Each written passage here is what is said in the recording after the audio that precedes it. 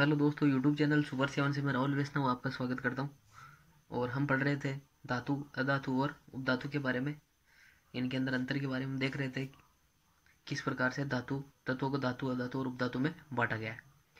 तो जो इलेक्ट्रॉन का त्याग करते हैं और धनायन का निर्माण करते हैं उन्हें हम धातु कहते हैं।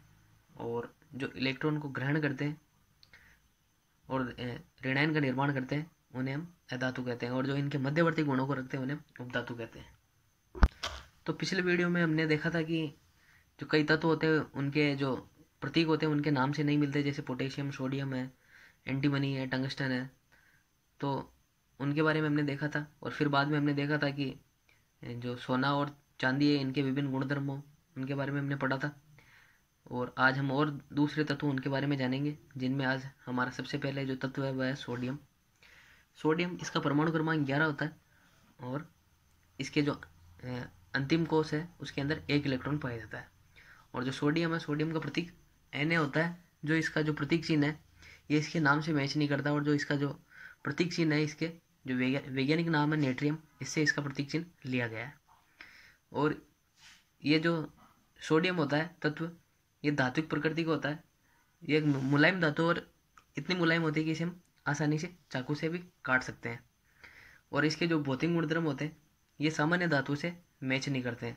जब हम धातु के भौतिक गुणधर्म देखते हैं तो उनके अंदर हम देखते हैं कि धातुएं चमकीली होती है, उनमें अगाध वर्धनीयता गुण पाया जाता है। अगाध वर्धनीयता का मतलब है धातु को पीट कर चादरों में परिवर्तित करना।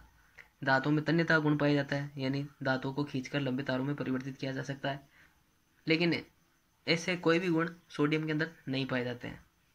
लेकिन फिर भी ये धातु होती है। इसका कारण ये है कि इसके अंतिम इलेक्ट्रॉन जो कोष होता है उसके अंदर 1 इलेक्ट्रॉन पाया जाता है और जिसे त्याग कर ये धनायन का निर्माण करती है।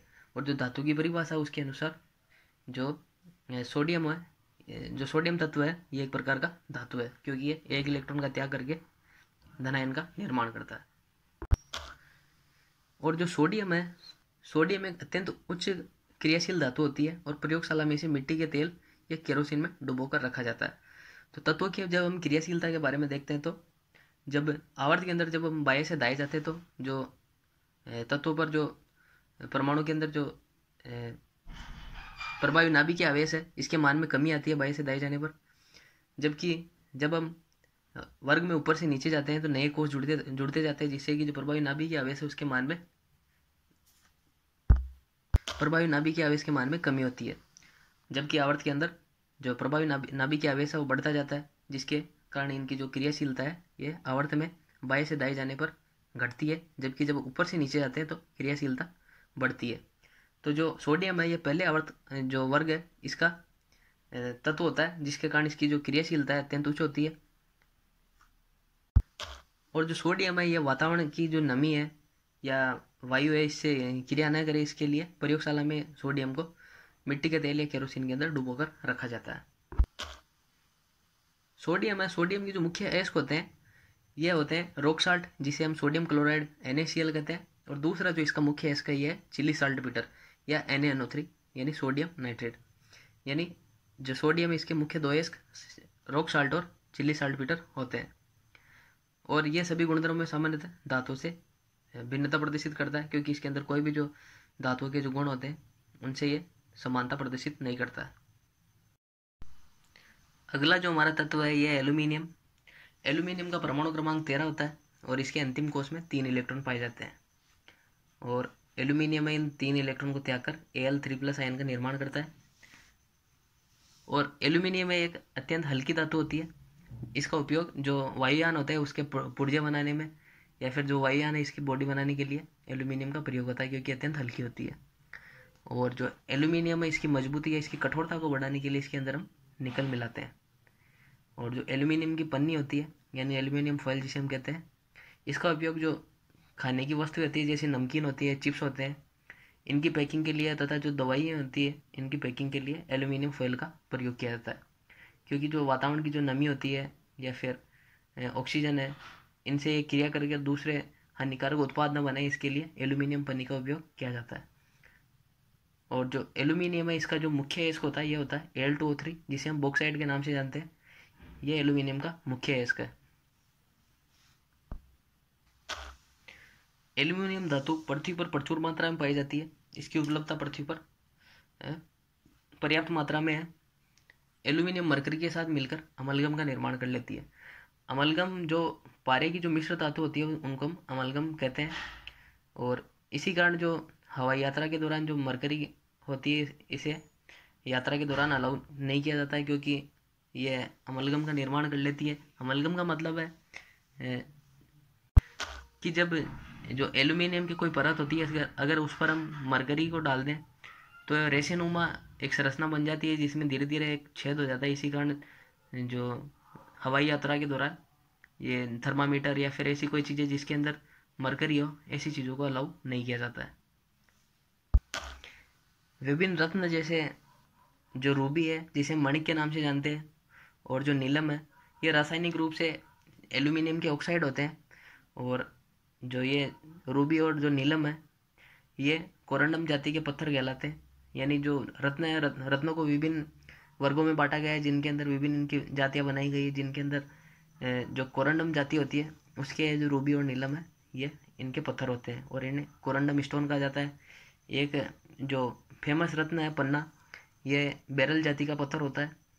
और जो म्यांमार है इसको रूबी लैंड कहा जाता है, क्योंकि जो मणिक नाम का जो रत्न होता है ये म्यांमार के अंदर बहुत प्रचुर मात्रा में उपलब्ध होता है। इसी कारण जो म्यांमार को रूबी लैंड कहते हैं। और रत्नों का जो वैज्ञानिक अध्ययन किया जाता है इसे हम जेमोलॉजी कहते हैं। और जो रत्नों का वैज्ञानिक रूप से अध्ययन करते हैं उनको हम जेमोलॉजिस्ट कहते हैं। अगला जो हमारा तत्व है यह है मरकरी, जिसे हम पारा या फिर पारद के नाम से जानते हैं। इसका प्रयोग जो प्रतीक चिन्ह होता है यह होता है Hg। Hg इसका जो ये प्रतीक चिन्ह है, इसके जो वैज्ञानिक नाम है हाइड्राजीरम, इससे इसका नाम ये जो प्रतीक चिन्ह है Hg लिया गया। थर्मामीटर होता है उसके अंदर जो धातु प्रयोग होती है वो होती है Hg, क्योंकि जो कमरे के ताप पर ये जो Hg होता है ये द्रव अवस्था के अंदर पाया जाता है और ये ताप के साथ आसानी से इसका जो थर्मामीटर के अंदर जो ऊंचाई होती है आसानी से परिवर्तित होती है, और इसी कारण इसका उपयोग है ये थर्मामीटर में किया जाता है। Hg यानी जो मरकरी है कमरे के ताप पर द्रव अवस्था में पाई जाती है और एक जहरीली धातु होती है। मरकरी है, मरकरी का जो मुख्य अयस्क होता है ये सिनाबार होता है, जिसे मर्क्यूरिक सल्फाइड या HgS कहते हैं।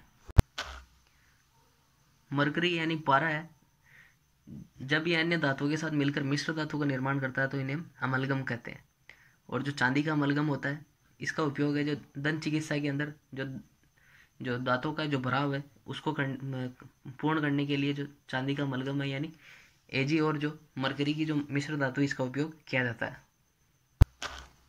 और जो मरकरी होती है ये कभी भी लोहे के साथ अमलगम नहीं बनाती है, और इसी कारण जो मरकरी होता है इसको हम जो लोहे के जो विशिष्ट पात्र होते हैं उनके अंदर इनको भी रखा जाता है। जो सोना होता है ये पारे के साथ अतिशीघ्र अमलगम बना लेता है, और ये इसी प्रकार से अमलगम बनाता है जिस प्रकार से जब हम आग के अंदर जो प्लास्टिक की जो थैली होती है उसको जब हम फेंकते हैं तो जब सिकुड़कर जिस प्रकार से जलती है उसी प्रकार से जो सोना होता है ये पारे के साथ अमलगम का निर्माण करता है। मतलब जब सोना पारे के साथ मिलकर अमलगम बनाता है तो ये उसी प्रकार की संरचना का निर्माण करता है जिस प्रकार से जब हम प्लास्टिक को आग में जलाते हैं तो जिस प्रकार से सिकुड़ती है उसी प्रकार से ये अमलगम का निर्माण करता है। और जो पारा होता है यानी Hg, इसको क्विक सिल्वर भी कहते हैं क्योंकि ये दिखने के अंदर जो चांदी होती है उसकी तरह दिखाई देता है। और जो मरकरी होती है द्रव धातु होती है और इसका जो प्रस्थना होता है ये अत्यंत उच्च होता है, और इसी कारण जो सिक्का होता है ये इसके अंदर डूबता नहीं है और इसके ऊपर तैरने लगता है। और जो एकमात्र धातु है जो पारे के अंदर डूबती है वो है सोना, यानी सोना है अगर इसको हम पारे में डुबोते हैं तो डूब जाती है, लेकिन जैसे हम लोहे की कीन डालेंगे तो ये ऊपर रह जाएगी लेकिन डूबेगी नहीं। इसका कारण है कि जो सोने का घनत्व होता है मरकरी की जो घनत्व इसकी तुलना में अधिक होता है। इसी कारण जो सोने की बनी हुई वस्तु होती है यह मरकरी के अंदर डूब जाती है, लेकिन दूसरी धातु की जो वस्तु होती है यह मरकरी में नहीं डूबती है।